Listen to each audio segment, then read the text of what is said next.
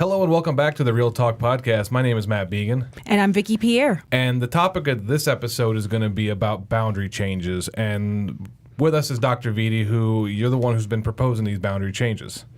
Correct. The policy empowers the superintendent to begin the process of identifying schools for possible boundary change process and or changes.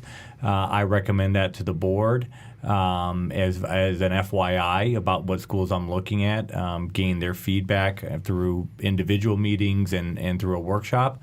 And then we started to launch the ACE process, which is about engaging the stakeholders that are directly linked to the school or indirectly in the community and allowing them to really hear the rationale behind the changes and why particular schools were identified, but also to hear their feedback on how to improve those recommendations or to see if they don't make sense and they need to be thrown out. And so through this process, you just spoke about some of the high points, making a recommendation, talking to the community. What factors did you consider before making your initial and final recommendations for these boundary or program changes? So many factors were considered. We looked at current school performance as defined by state assessments. We looked at current school grades. We looked at historic school grades.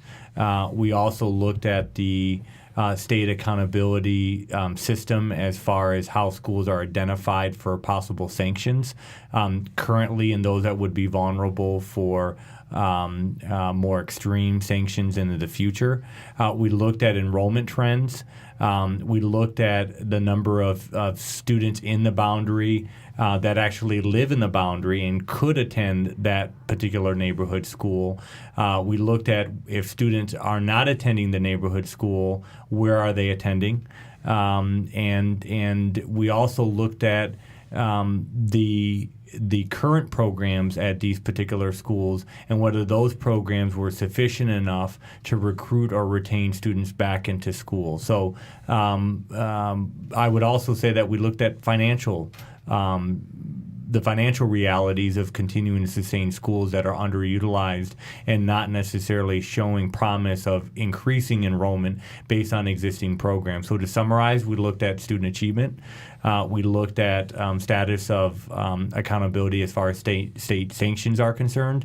We looked at enrollment trends, and we looked at neighborhood living patterns to see if we could if we have enough school-age children in the boundary, and whether the programs in those schools would recruit or retain students from outside or inside the boundary. And then lastly, we looked at the financial impact currently and the sustainability of currently supporting so many schools in the same neighborhood feeder pattern that are low enrolled, underutilized from a building capacity point of view, and underperforming. Now, this process has been going on for quite some time now, and there's been a lot of opinions shared. And one of them seems to be that people think that the boundary changes are being targeted towards the urban core and predominantly African-American neighborhoods and schools. Is that the case? Well, if you really look at all of the changes as they were proposed, the changes impacted schools from throughout the entire county, from Wolfson High School to Fort Caroline Middle. So obviously Wolfson associated more with the San Marco area from a feeder pattern perspective to Fort Caroline, which is in Arlington. But there are quite a few schools that are directly linked or associated with the urban core and a largely African-American community. I wouldn't say, looking at the big picture, that was certainly the focus, but the reality based on our challenges, it moves us to dealing with some tough issues in the urban core, and that's mainly because populations have moved out of the urban core from a residential point of view. So over the last 10 years, you've had a dramatic decrease or stagnation of people moving in or staying in the urban core, and that has a direct impact on enrollment trends as far as the number of school-age children that would attend the school. Coupled with that, when you look at performance, we've had the lower performing schools in concentration more in the urban core. And that's not something that's recent. That has been over a decade or over the last 17 years when you look at school grades are concerned. So that has had accumulating effect, whether it's school improvement or school performance and residential rates, which require us to make some difficult decisions in order to bring students back into our taxpayer-funded schools and to better utilize our finances to support children not only in the urban core but outside, and lastly, overcome some likely state sanctions that are coming our way for particular schools that have been historically low performing. And so how have stakeholders and members of the community been involved in this process? Well, to go back to an earlier point, we started this process in the spring of last school year when we were looking at enrollment trends, utilization of buildings, looking at school grades and student performance. And internally, meaning our administrative team, we're looking at how to better utilize our schools, bring students back into public schools and at particular schools. I then met individually with board members whose schools were directly in their board member districts and asked them for their opinion about these recommended changes. Some individual board members completely agreed with the recommendation. Some disagreed, but the overall consensus was these schools have been problematic from an enrollment and performance point of view, and we have to do things differently. So let's move forward with the proposals and just engage the community on their feelings about these changes. And so that moved us into July with workshops with the board, and then into the fall where we created working groups based on policy that speak to recruiting teachers, parents, business leaders, faith-based leaders in the community to form working groups that would work together on looking at the original proposal for each school. And those working groups were empowered to accept my recommendation, reject the recommendation, or modify the recommendation. And what I really push those working groups to ask themselves is, if you are in disagreement with my recommendation, I'm comfortable with that. My ego is at the door regarding a personal connection to the recommendations. However, if not the recommendation, then what? Because we have to do things differently in these schools because of the challenges that they're seeing from an enrollment, academic, and even a financial reality, not only for that school, but the financial reality for all schools. When you are overfunding schools with additional positions and programs, that means that there are fewer dollars to go to other schools, not only in that neighborhood, but in the surrounding district. And then when we're talking about enrollment and utilization, as we look at high growth areas throughout the county, we are at a disadvantage as far as building new buildings or new wings in buildings because other schools are low enrolled and underutilized. So the state frowns upon building new buildings and creating new wings if other buildings are underutilized, because it appears as if you have seats, but in reality you don't. And you can criticize for the state with that kind of analysis, but overall that is a reality when we're looking at utilization of buildings and the need for new buildings in other areas. So we kind of went over the basic recommendations. So let's go ahead and break down each school one by one. We'll start off with A. Philip Randolph, also known as APR. So what are some factors that were considered when you identified APR for a program change?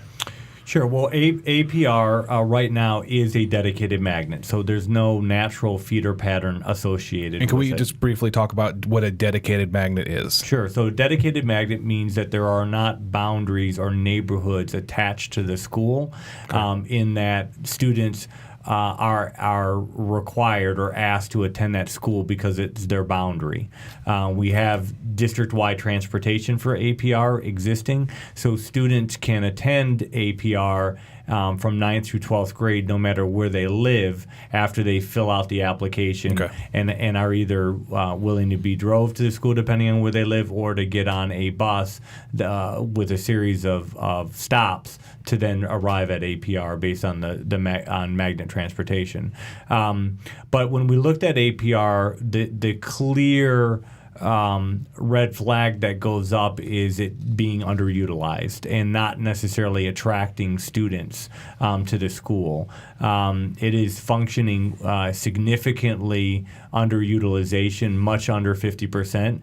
And when you look at that school and where it's positioned, it's a nice campus, it has nice facilities, and that's a taxpayer asset. That's something that's owned by the community and the taxpayer. So the question should be, how can we better utilize that asset to offer programming that's exciting to parents and to the community? And so the question was, what other programming can we offer, different programming, to meet the needs of parents, students, and the greater community much better than we're currently doing at APR now? Because the bottom line is APR is just not attracting the number of students that it should be attracting based on its location, the facilities there, and the overall vision of the school to offer something above and beyond what traditional high schools offer. And so tell us what's the difference between your original recommendation for APR, the working group's recommendations, and then your final recommendation. So the vision as far as transforming APR focused on the need to offer parents, students, and the community with more trade vocational programming. We often hear almost at every Rotary meeting that I attend, some chamber meetings that I attend, and even just conversations with parents. The overwhelming question that I receive often is, why did we get rid of the trades? Why do we not have vocational programming? And obviously there was a shift over a decade ago, and even more than that, to create a high school curriculum that is completely college-based and college preparatory-based. And there's advantage to that. But at the same time, we know that there are very bright and capable students in our school system that not only should do well academically, but just the way they think and their talents may lead to a trade. And even from an interest level, it could lead to a trade. And we don't have the programming or infrastructure to meet that demand or fill that gap. So we felt that this was a great opportunity to bring back the trades to a school that has the infrastructure to have that built. And so that you are positioning the school to increase utilization, you're better meeting the demand of parents and students. And I would also suggest industry. Industry often is saying, as a school system, why are you not creating a pipeline that better prepares students to possibly move in this direction? So we feel it's a win-win with parents, students, and industry to offer new programming that will increase utilization, but also excite the industry that we're doing this. So many industries have mentioned their willingness to partner with us with internships, with additional funding for tools, equipment, infrastructure. And I think ultimately we're going to be able to capture students that have been disengaged in the high school experience to the point of they go to school, but they're really not turned on intellectually, to even students that have dropped out because they're just interested in doing something else that our current programming doesn't offer. But to go back to your question, it was the original recommendation was to focus on the pure trades. So welding, carpentry, electrician work, plumbing, and AC, air conditioning. And so the working group agreed with that point, but also said there's some other areas that we would like you to consider, cosmetology, fire rescue, which I thought were great additions. And so those are included in my final recommendations. The only point of disagreement between what I recommended and then what the working group recommended was information technology. Currently, APR offers information technology as a career academy. It's really not recruiting a large number of students.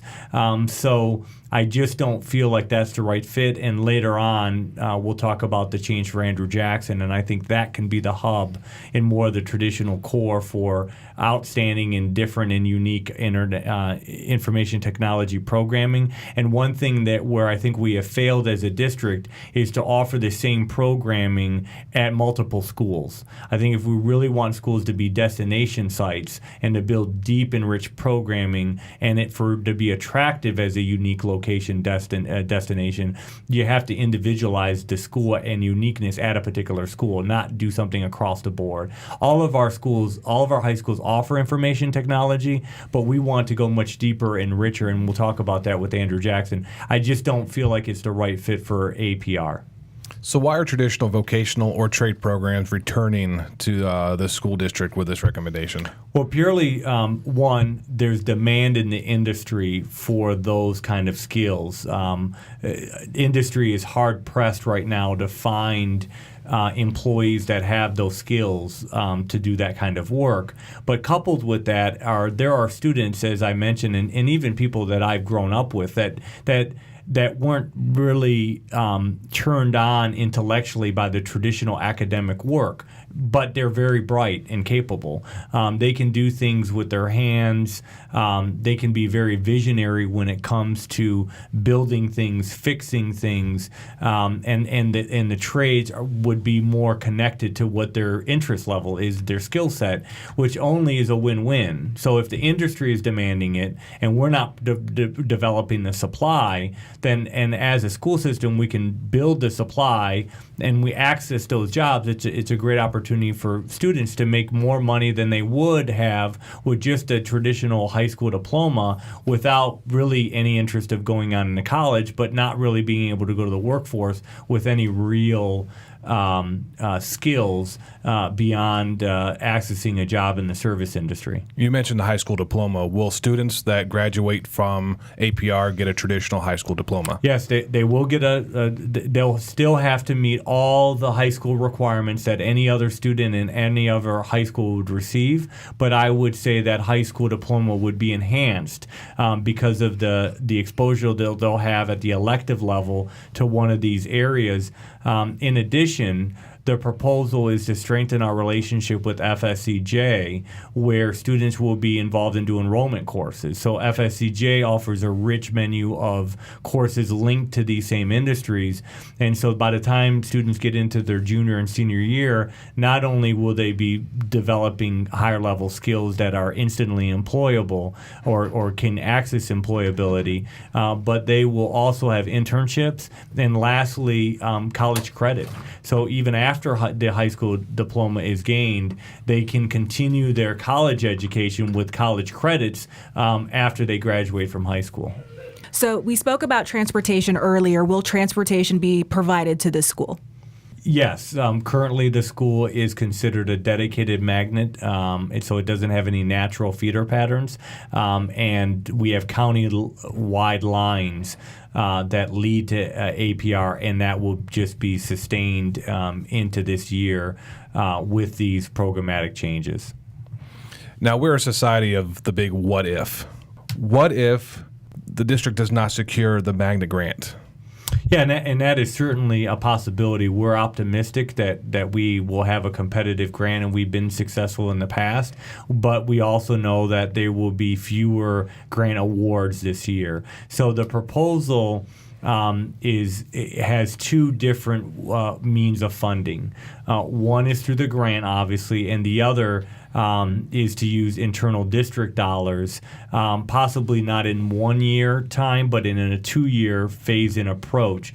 So the programmatic changes and done with fidelity can happen with or without the grant moving into next school year.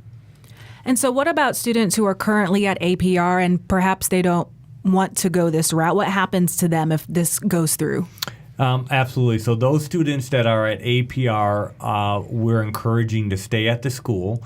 They can finish the programming that they're a part of now, and those programs will remain up until the point that they transition out of 12th grade or graduate from high school.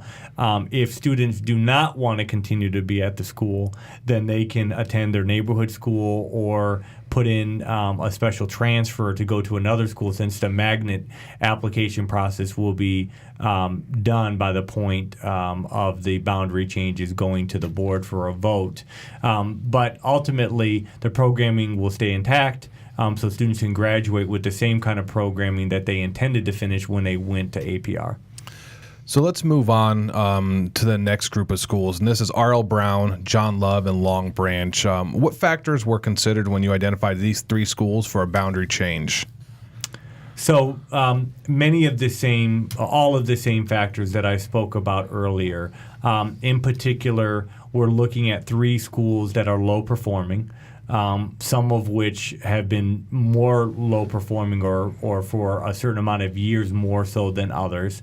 These schools are all situated in the same neighborhood, and so they're linked to the same feeder pattern.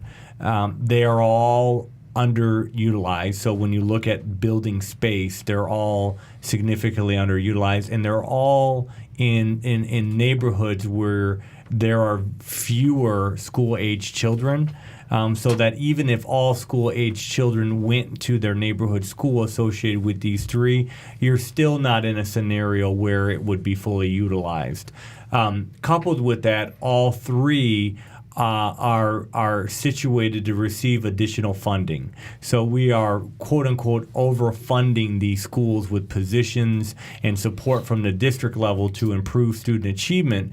And so when you look at this from a broad view, you have three schools that are receiving an inordinate amount of resources, but are facing the same challenges from an enrollment and performance point of view. So it's time to do things differently. There's also, these schools will face state sanctions or are about to face state sanctions relatively soon. So the opportunity is to get ahead of that, transform these schools now, so the community isn't asking us, why didn't you do something earlier to avoid this predicament regarding having to close the school and convert it to a charter school, or to hire a private management company to run the school. And so talk to us about what your original recommendation for these three schools is, what the working group came in and recommended, and then your final recommendation. Sure. So my original recommendation was that John Love would be transformed into an early learning center. Long Branch would be a 3-6, grades 3 to 6, and that R.L. Brown would be converted to a dedicated magnet focused on gifted and talented.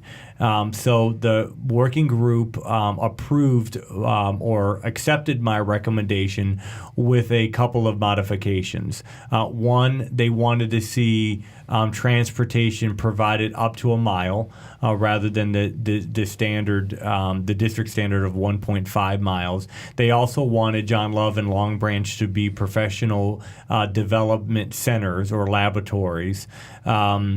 And they also recommended that Susie Tolbert be converted to a dedicated magnet as well.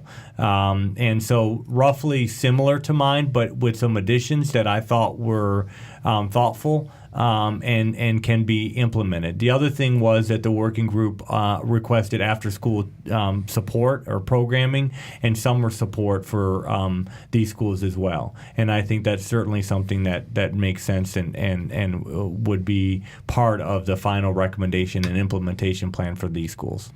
So if your proposal is approved, describe how these boundary lines are going to change.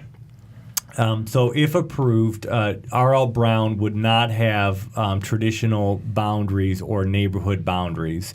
Instead, those boundaries move to John Love and Long Branch, where the students that would be boundaried, if you will, to John Love at the K2 level, or would be boundaried for R.L. Brown at the K2 level, now are boundaried for John Love.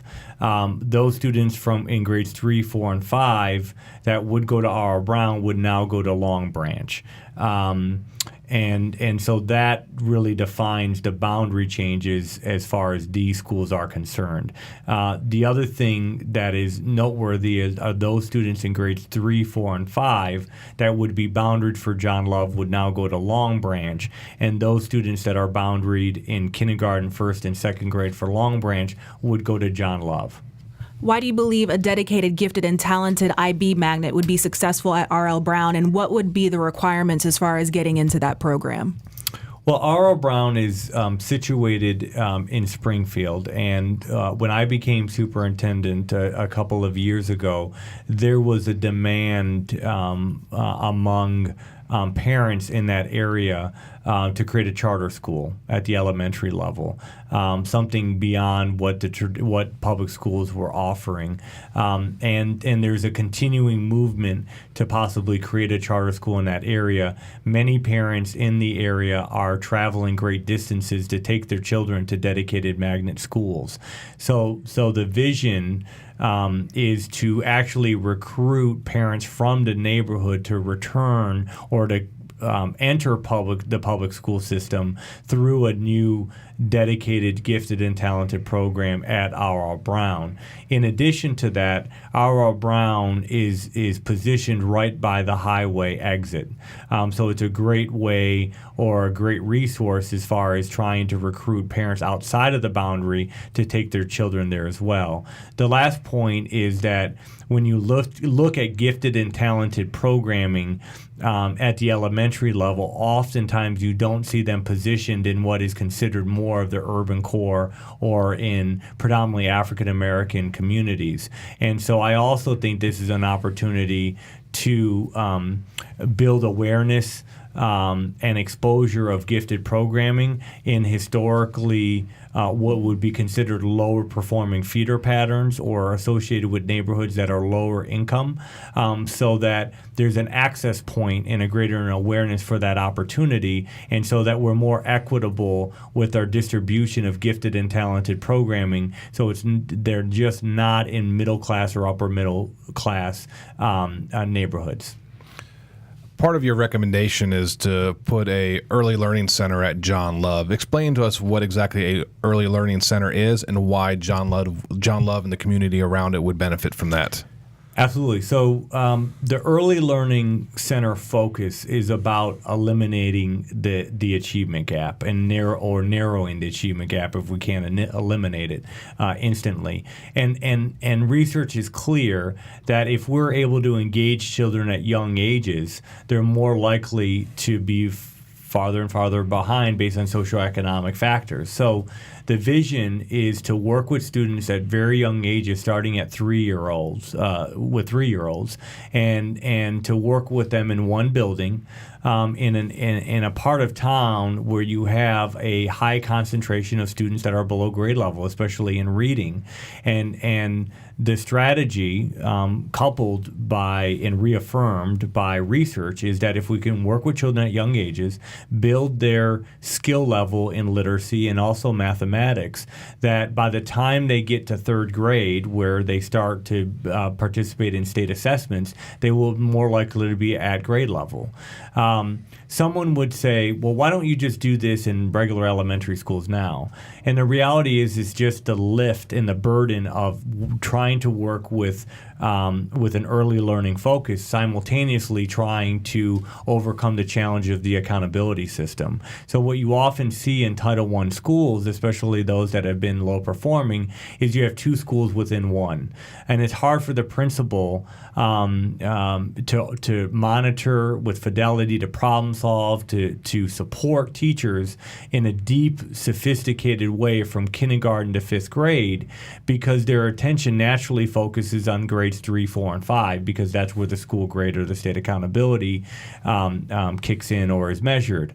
This also becomes a difficulty with recruiting teachers and retaining teachers in the primary areas, because when you have a dynamic teacher, and you have a shortage of teachers that are dynamic and capable of raising student achievement, it's only natural to put them in grades 3, 4, and 5, which then naturally leads to a scenario where you have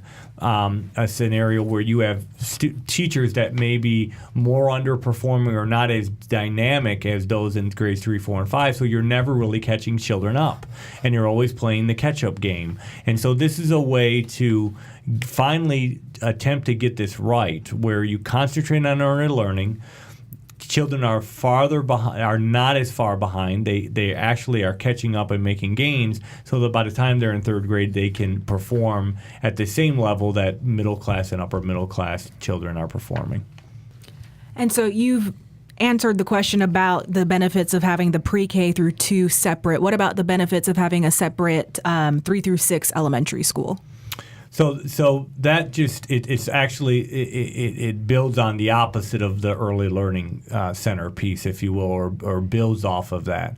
So if the early learning center is doing what it's supposed to be doing, which I think it will, then the work in grades 3, 4, and 5 and 6 become easier. But at the same time, when you have that concentration of students that are below grade level, it becomes very difficult to move kids to grade level performance and to show a year's growth. So the work at the 3, 4, 5 level becomes more focused and concentrated on the performance of students as it relates to state assessments. And it's really an issue of distribution of the lift when it comes to moving students to grade level and showing a year's worth of gains. It becomes very difficult to do both simultaneously. And this allows for that concentration of resources, professional development, additional support, and problem solving to happen in one building rather than trying to do both at 2, which rarely, if ever, happens. So how would you describe an early learning center, and how is that different from an elementary school that already has pre-K through 2? Yeah, great question. The early learning center is to start at a very young age engaging children with 3-year-old programs. So right now in our district, we have 2 Success by 6 programs, one at West Jacks Elementary and one at R.V. Daniels. And so we are working with 3-year-olds, at least in those 2 schools. This model would incorporate the 3-year-old Head Start programs and concentrate them 3- and 4-year-old Head Start programs in this particular building, John Love, and also move Title I pre-K programs, which are at John Love and their surrounding schools there as well. So the work would start with 3-year-olds, moving into 4-year-olds, and then kindergarten, 1st and 2nd grade. What would also be unique about this school is we would retrofit the building to give it more of a early learning feel and texture. So new furniture. We already have an infrastructure of technology there, so that's there. More designs linked to early learning throughout the building. In addition to that, we would have a partnership with Any Given Child, which is a nonprofit here in Jacksonville, to train our core teachers and our music and art teacher on how to incorporate music and art in the core areas of reading, math, and science, and how music and art teachers can incorporate more reading, math, and science in what they're doing.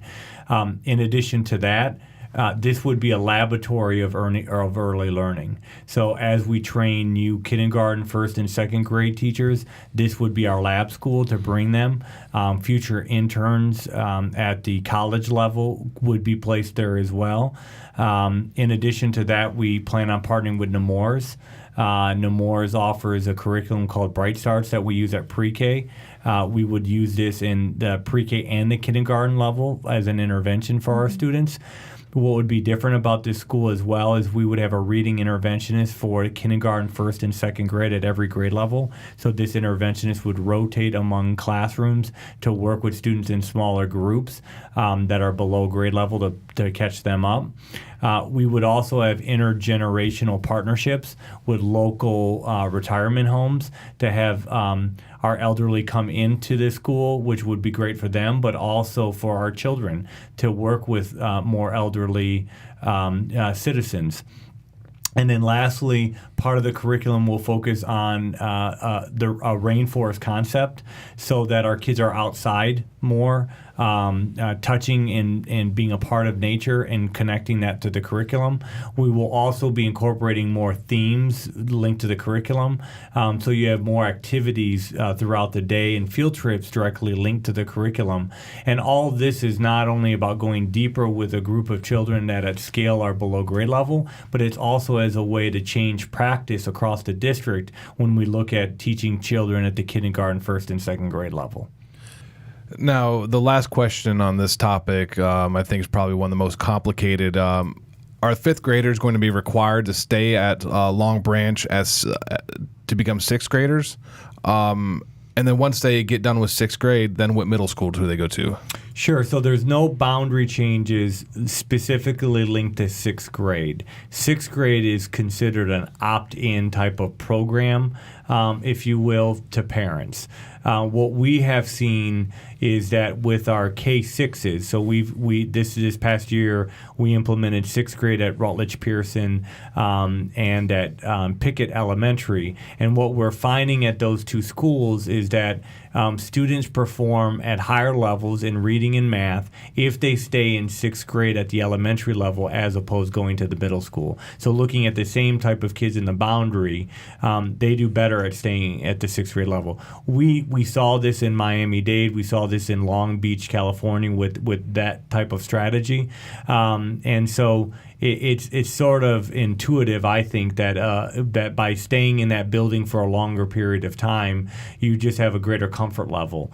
And there's something that is strong about the elementary culture that I think is more child-centric and less intimidating as it is from going from elementary to middle school. And so that's something that we look to expand in other schools even beyond this, but it would be an opt-in, not a required a sixth grade option for parents. So let's move on to Andrew Jackson. This school is getting a boundary change and a program change. Could you explain kind of the thought behind that? Sure. So the final recommendation is to phase in a dedicated magnet approach for Andrew Jackson with next year's ninth graders. So the boundary change in his final proposal for Andrew Jackson will only be linked to next year's ninth grade class.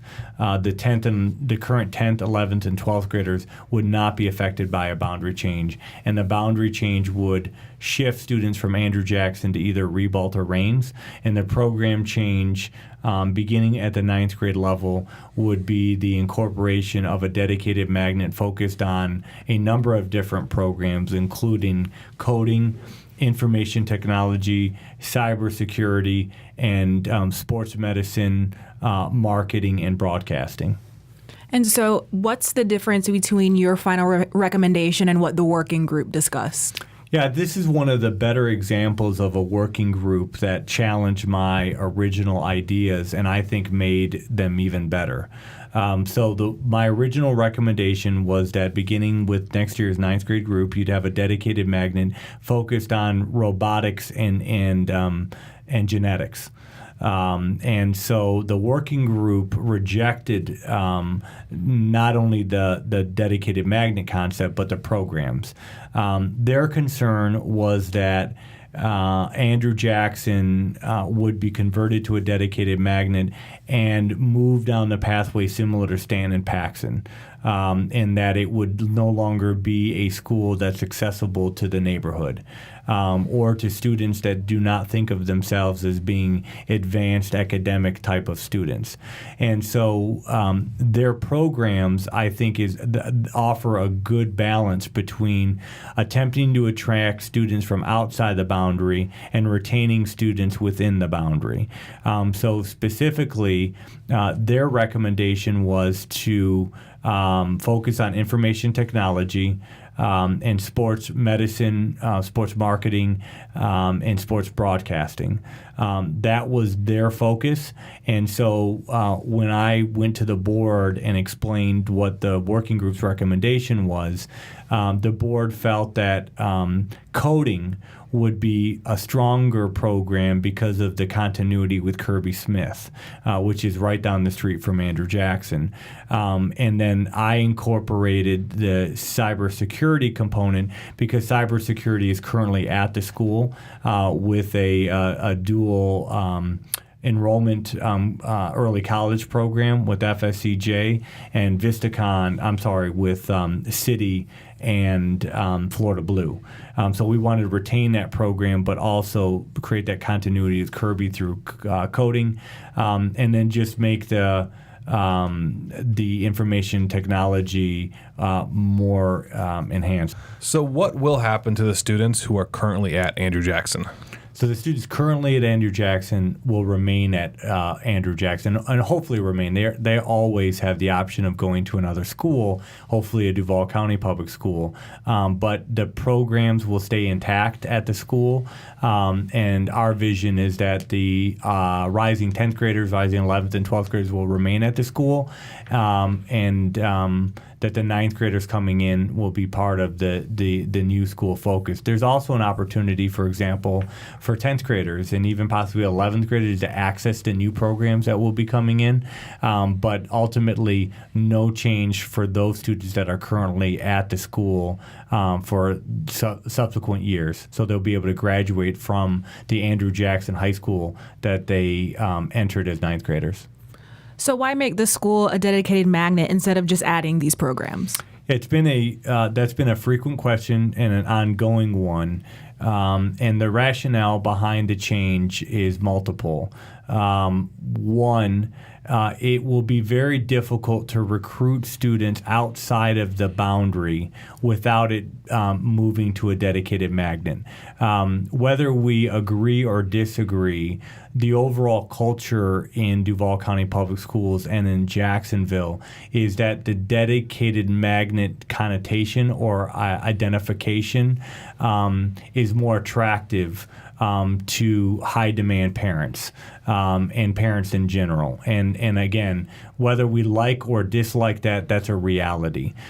The other reality is that Andrew Jackson does not have the greatest reputation within the community and outside. So if you are going to recruit students from the outside of the boundary and even within, because I think part of this reality is that we have more students opting out of Andrew Jackson than opting in. So this isn't just a conversation about attracting students from outside the boundary. It's really to also bring back students that are within the boundary. And I think that only happens with the dedicated magnet status. The other reality in all of this is state sanctions. The state will want to see that the school is structurally different, not only programmatically different, but also the boundaries are different. And so we're not facing immediate state sanctions with Andrew Jackson, but if the school is to slip to an F, and even to a D, then we will start the process of what the community knows very well of as the intervene process all over again. And I am trying to get ahead of that in a proactive, visionary way so we're not in a corner again as the community felt it was years ago, not years ago, only 5 years ago, regarding the intervene status. So with these changes, what happens to the current programs going on at Andrew Jackson? So they remain. The JROTC program, obviously the cybersecurity program, which is part of the new design. Anything that the students are a part of programmatically remains at the school because that's the right thing to do for the students that are currently there that have nothing to do with why we're making this change. Will there be continuity from Kirby Smith Middle School to Andrew Jackson High School?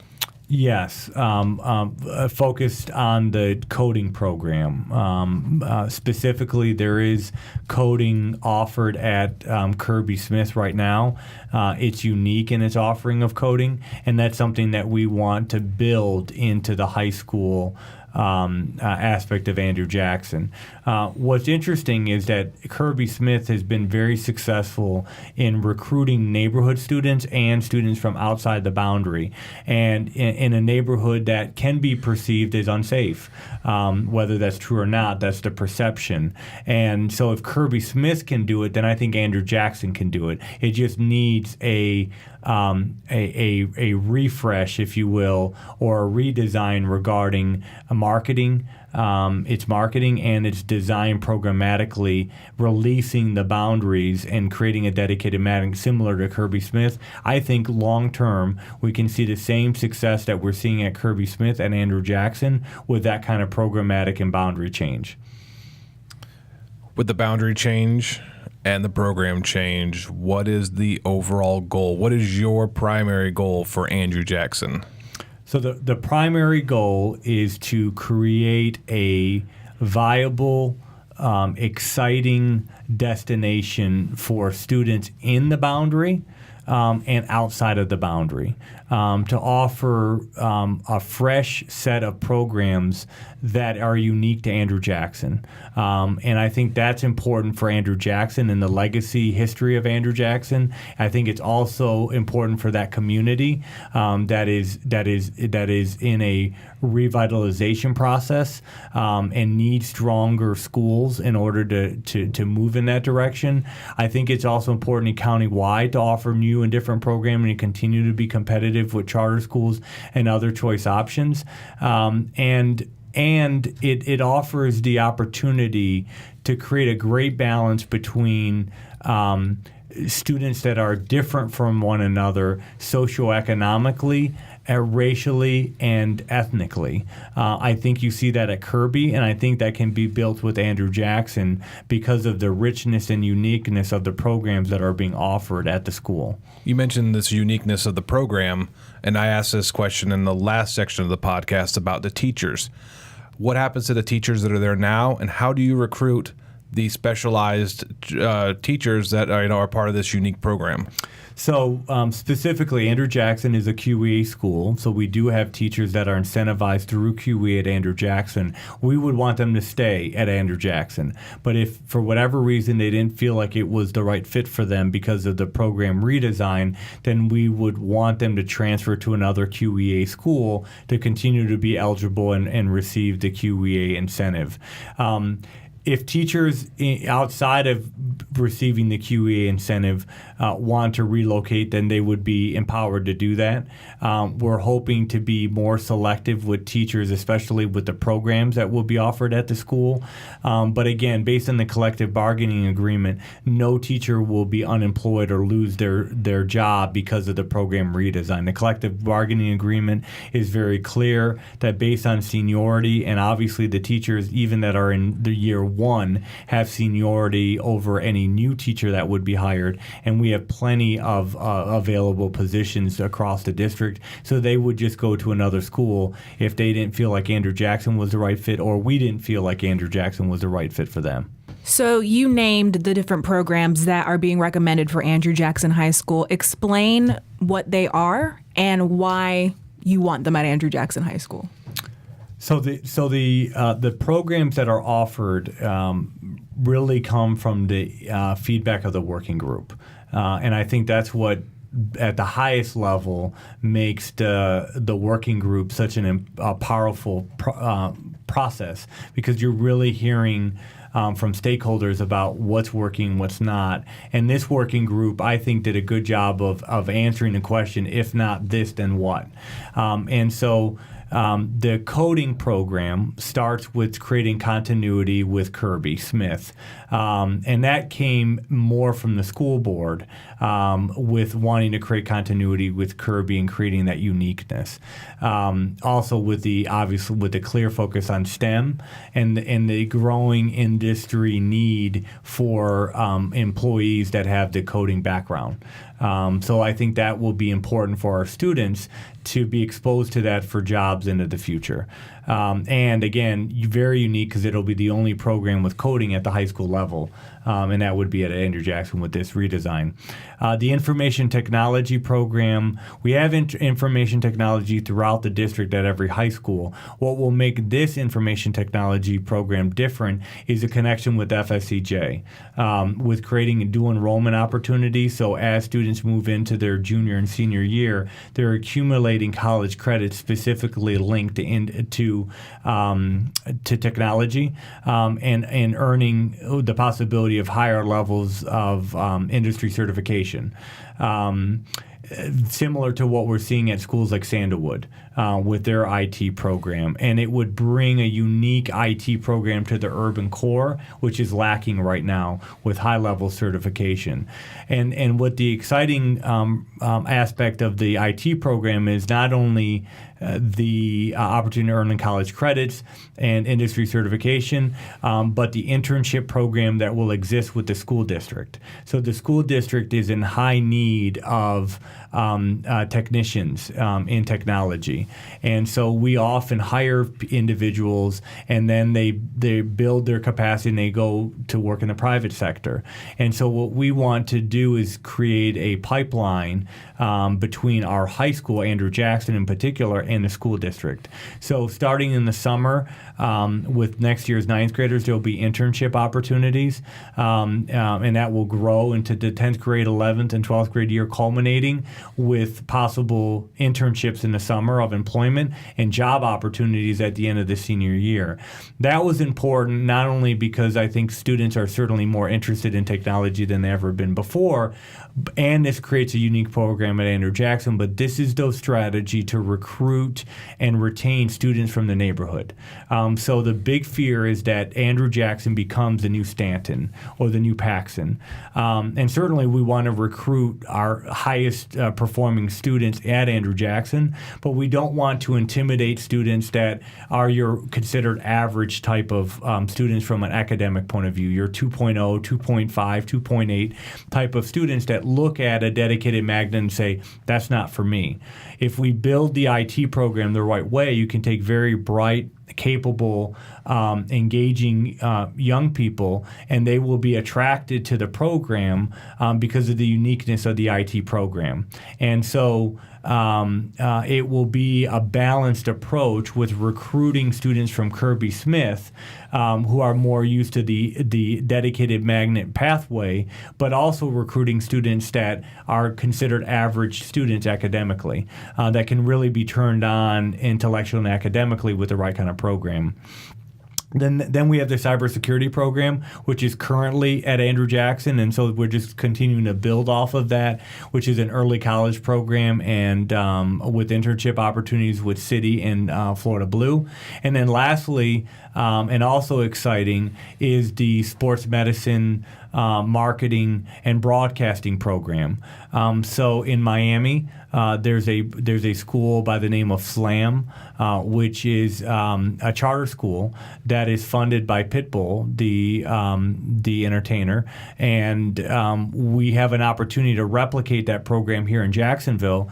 And we know that there's a high demand for athletic trainers, not only throughout Jacksonville but in our high schools in particular. So there will be opportunities to gain college credits and also have internships at our high schools and even colleges for athletic trainers, and then also adding sports marketing and broadcasting, which is I think is self-explanatory, but connected to that sports theme, which a lot of our students are excited about and interested, especially from the Andrew Jackson feeder pattern. So again, another program that is unique, a destination type program that can attract students from the Jackson boundary to go to Jackson, either remain because they were going to go there or to rethink going to another school other than Andrew Jackson. We are not doing a good job of offering the programming that will lead students to go to Andrew Jackson from the neighborhood. And I think these set of changes does that, while also offering the opportunity to recruit students outside of the boundary, which just realistically speaking, cannot happen without it becoming a dedicated magnet. The perception will not be able to be overcome by neighborhood parents and non-neighborhood parents because of, unfortunately, the negativity that's associated with Andrew Jackson. So as we wrap this up, I wanted to ask you one last question, more from a personal standpoint. How have you found this process going along between your talks with the different groups, just on a whole? I think in many ways this process has defined the transformation that's happening in Duval County Public Schools, in that we are having some real challenging conversations about aspects that have floated around for years in Jacksonville. When we look at low enrollment, when we look at students and parents leaving boundary schools, when you look at low performance. And so it's been exciting to see the capacity being built, the awareness being built about these challenges. But it's also exciting to see people's evolution of thinking around these issues. And most importantly, that we're even having the conversation. Because I think everyone would agree, in whatever neighborhood you're in, the challenges that we've been able to address through this process have been the same challenges that people have talked about for years at the kitchen table, that have been discussed wherever you go, educator, non-educator, parent in the public school system, parent outside of the public school system. And so it's challenging to have the conversation, but we're all growing because of it. And I think that it has been empowering for the community, or at least those stakeholders that have been involved, to be part of the solution, to not only complain about things, but actually be part of a process to say, we do realize things have to be different and things have to change, and we recognize that, and this is the solution to that problem or the strategy. And one that may have started with my thinking or my staff's thinking, but it has evolved to one that is more comprehensive and authentic and organic because it has evolved from the community. And hopefully when we what we're talking about now is transformational, but what will really be transformational is seeing the impact of these new programs in schools in years to come, and the ability to keep schools that are owned by taxpayers, and I will say literally owned by the community, in the community, but just programmatically different. I know that we want to stay true to some people, some organizations, some individuals want to stay true to this neighborhood boundary type of school. And for some communities, that still works. But that doesn't work for all communities and all schools right now. And the parents in those communities and neighborhoods have already spoken with their feet, and they're going to other schools. It is time for the greater Jacksonville community to recognize that and not close schools, not give them to charter schools, not to give them to private organizations or to sell it, but rethink and reimagine what those schools can be to bring people back, not only from the neighborhood, but from outside. And that's transformation. And that's exciting to be a part of that, but also to see the community begin to grapple with these issues and own and think about the right programs to bring people back. And I think in the end, we're all going to benefit from that. And most importantly, our children will, because a lot of these program changes are focused on early learning in STEM. Early learning, we know, is probably one of the best ways to see return on investment, and to narrow that achievement gap that has been an Achilles heel in Jacksonville. But also STEM, because those are the skills, knowledge, and information that those programs to the future, to jobs, to college, to critical thinking skills. And so I believe it can be a win-win as long as we're willing to hold each other's hands and take a leap of faith that it is time to be innovative and different when it comes to public schools. So, Dr. Vitti, thank you for spending the past hour shining some light on these topics. I'm sure a lot of people have heard different sides, but it's always good to have the person in charge of what's going on kind of explain, from a personal standpoint, but also from just a strategic aspect of how we're going to make this work and why it's important to make it work. This has been the Real Talk Podcast. On behalf of Vicky Pierre, I'm Matt Began. Thanks for listening.